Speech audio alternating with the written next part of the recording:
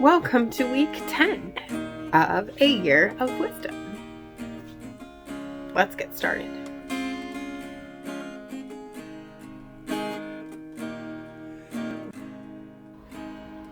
Day 64. Job 5. Call now. Is there anyone who will answer you? To which of the holy ones will you turn? Surely vexation kills the fool, and jealousy slays the simple. I have seen the fool taking root, but suddenly I cursed his dwelling. His children are far from safety. They are crushed in the gate, and there is no one to deliver them. The hungry eat his harvest, and he takes it even out of thorns, and the thirsty pant after his wealth. For affliction does not come from the dust, nor does trouble sprout from the ground.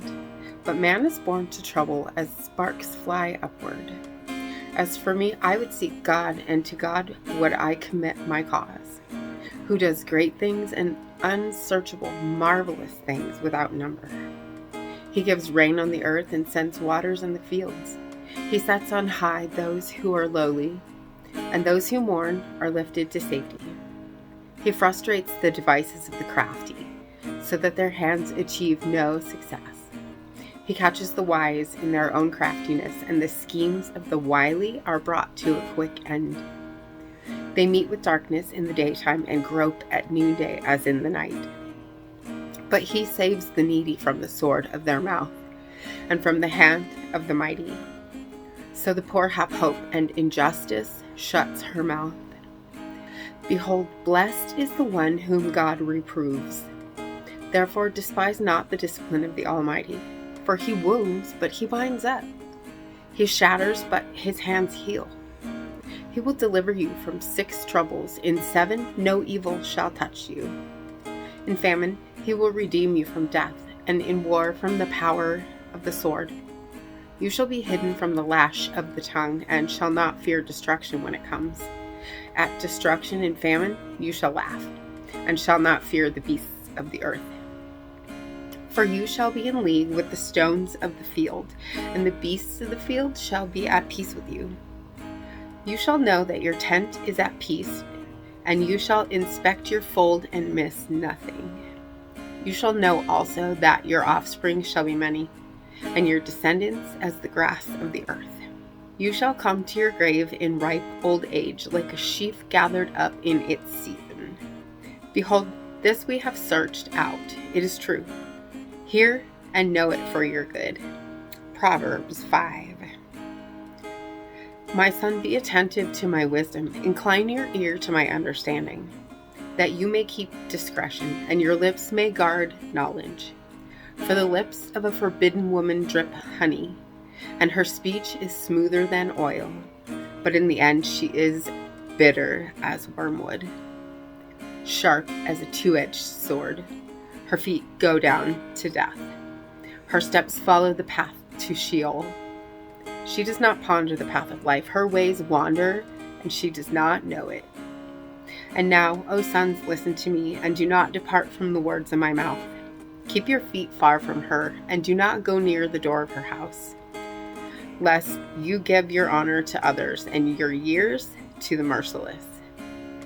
Lest strangers take their fill of your strength, and your labors go to the house of a foreigner. And at the end of your life you groan, when your flesh and body are consumed, and you say, how I hated discipline, and my heart despised reproof. I did not listen to the voice of my teachers, or incline my ear to my instructors. I am at the brink of utter ruin in the assembled congregation. Drink water from your own cistern, flowing water from your own well. Should your springs be scattered abroad, streams of water in the streets? Let them be for yourself alone, and not for strangers with you.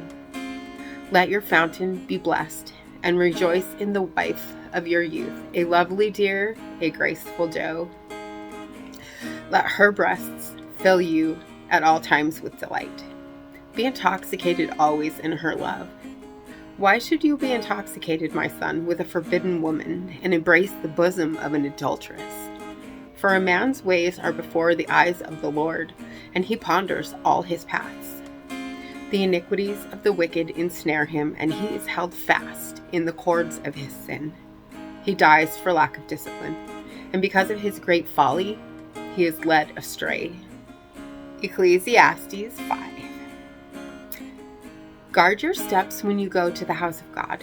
To draw near to listen is better than to offer the sacrifice of fools, for they do not know that they are doing evil. Be not rash with your mouth, nor let your heart be hasty to utter a word before God. For God is in heaven, and you are on earth. Therefore let your words be few, for a dream comes with much busyness, and a fool's voice with many words. When you vow a vow to God, do not delay paying it, for he has no pleasure in fools. Pay what you vow. It is better that you should not vow than that you should vow and not pay. Let not your mouth lead you into sin, and do not say before the messenger that it was a mistake. Why should God be angry at your voice and destroy the work of your hands? For when dreams increase and words grow many, there is vanity. But God is the one you must fear. If you see in a province the oppression of the poor and the violation of justice and righteousness, do not be amazed at the matter. For the high official is watched by a higher, and there are yet higher ones over them. But this is gain for a land in every way, a king committed to cultivated fields. He who loves money will not be satisfied with money, nor he who loves wealth with his income. This also is vanity. When goods increase, they increase who eat them. And what advantage has their owner but to see them with his eyes? Sweet is the sleep of a laborer, whether he eats little or much, but the full stomach of the rich will not let him sleep. There is a grievous evil that I have seen under the sun. Riches were kept by their owner to his hurt, and those riches were lost in a bad venture. And he is father of a son, but he has nothing in his hand. As he came from his mother's womb, he shall go again, naked as he came, and shall take nothing for his toil that he may carry away in his hand. This also is a grievous evil. Just as he came, so shall he go, and what gain is there to him who toils for the wind? Moreover, all his days he eats in darkness, in much vexation and sickness and anger. Behold, what I have seen to be good and fitting is to eat and drink and find enjoyment in all the toil with which one toils under the sun, the few days of his life that God has given him. For this is his lot. Everyone also to whom God has given wealth and possessions and power to enjoy them, and to accept his light and rejoice in his toil. This is the gift of God. For he will not much remember the days of his life, because God keeps him occupied with joy in his heart. And as always, I am grateful for you being here, and make sure you hit the subscribe button right there. Click the bell and you'll get notifications. And I will see you tomorrow. God bless. When my head's completely full and my heart is worry-worn, I know without a doubt you'll carry me out of the storm. I'm standing at the crossroads, I'm lost without a clue. I need a big pink neon sign to show me what to do. I thank you, Lord, it glorifies you when you're the only answer.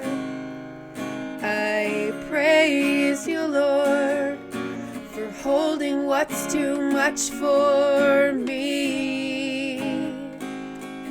And I'm amazed by you, Lord, because nothing's too big and nothing's too small to lay at your feet.